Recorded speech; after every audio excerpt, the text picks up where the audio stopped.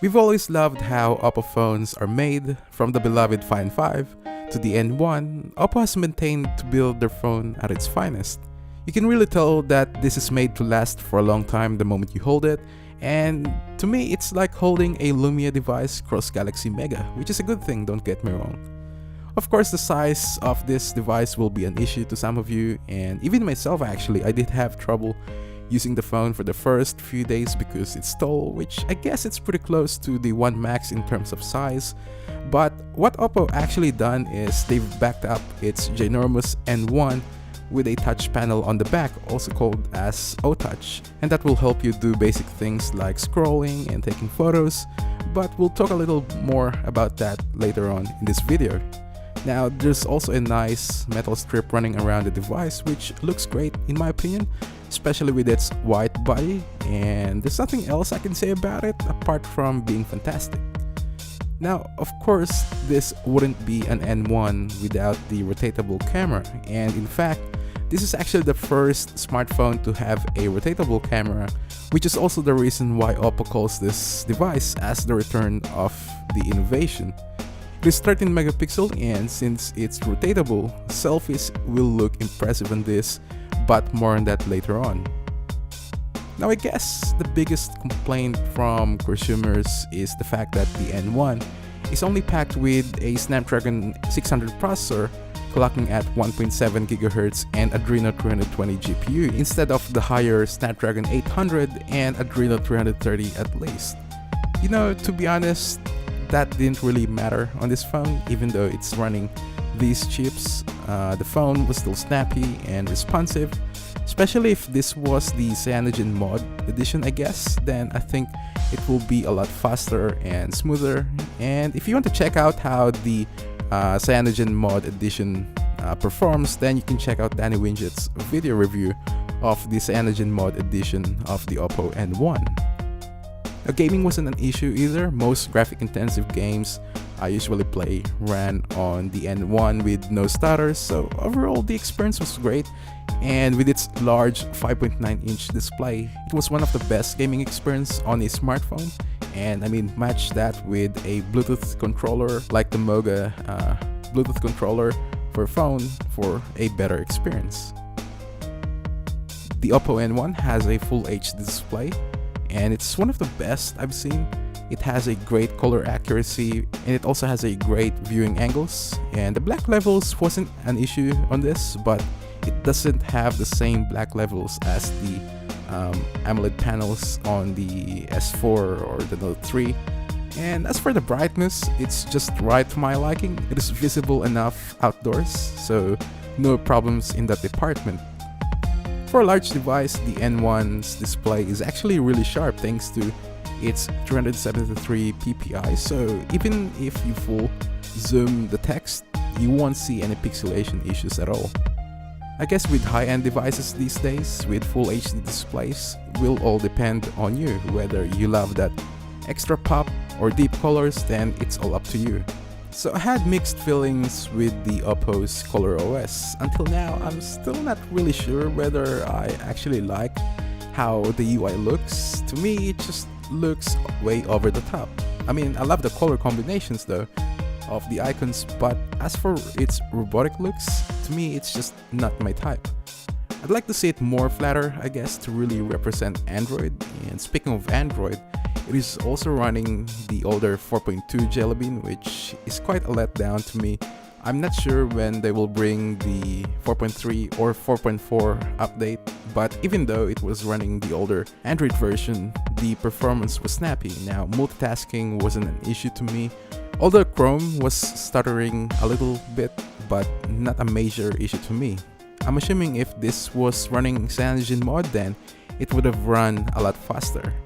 Now, Oppo has maintained the customizability in their OS just like the MIUI by being able to download themes on their dedicated store, and to me that's a plus. There's a ton to choose from, so they've done a great job on that, and considering this is their first mobile OS, I have to say I'm actually impressed with it. It offers various gestures as well to quickly launch applications such as camera, flashlight, play music, and a bunch more. Similar to some of Nokia Lumia devices, the double tap feature to unlock the N1 also has a similar feature, which from my experience was flawless. Now, remember the touch panel I showed you earlier? Well, that's the O-Touch as I've said, and that will let you scroll up and down the page when you're browsing the web or navigate through your home screen, and it will also let you take photos if you hold it for half a second, which I actually found useful, especially when taking selfies. Now, it doesn't have a fingerprint sensor like the One Max and iPhone 5s, but it is useful enough for what it does. The N1 also has a dedicated app that will let you remote control some of the function, and that is with the use of this tiny remote controller here. Now, Oppo calls this as the O-Click, and this will let you remotely control your camera to take some snaps, which will benefit if you place the phone on a tripod. And it does take photos instantly, no delays of some sort. Although I believe this don't work with the Cyanogen Mod Edition, so just ask Oppo about that, whether they've fixed it or not, before you decide to buy that model.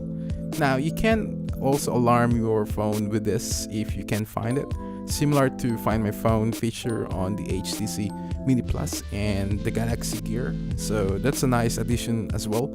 And of course, lastly is that the LED actually act as notification LEDs as well, so if you have a message or if someone's calling, then that will blink. Now, you can't actually complain about this, even though it's very limited, because this actually comes free with the phone, and I appreciate Oppo for doing that. I guess one of the features you're all excited about is the camera. Now, as I've said, it is 13 megapixel and it is actually one of the best I've used on an Android smartphone. It has an f2.0 aperture, which means low light photos will look brighter and clearer compared to other smartphones that have lower aperture. Now, the camera performance is top-notch in most cases. Now, keep in mind though that the results may vary depending on which model you buy. But for this particular model, I was actually able to take some amazing shots with great detail, and if you have steady hands, the result can be sharp and stunning. In well-lit places, photos turned out with accurate colors, with consistent white balance in different scenarios. And saturated and grainy photos in low-light places, similar issue to the HTC One. Thanks to the dual LED flash though for making low-light photos look how photos should look if they were taken in low-light places. On the video side, it's a hit and miss. Most videos I took with the phone had really high contrast and saturated texture, and it did a decent job working out the right ISO, but most of the time it was very inaccurate. It does record in 1080p as well with an option of HDR videos. Well, this wouldn't be a review without talking about the battery life.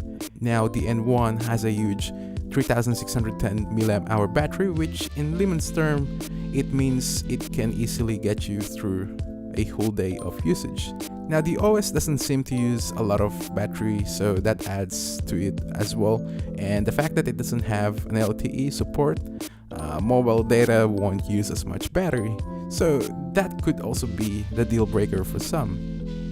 Oppo has impressed us again with the N1. While the pricing of the N1 is still stated for $599 for the 16GB and $649 for the 32GB model, although Oppo proved themselves that the N1 is worth getting. It has a large display, great battery life, great build quality, and great camera overall.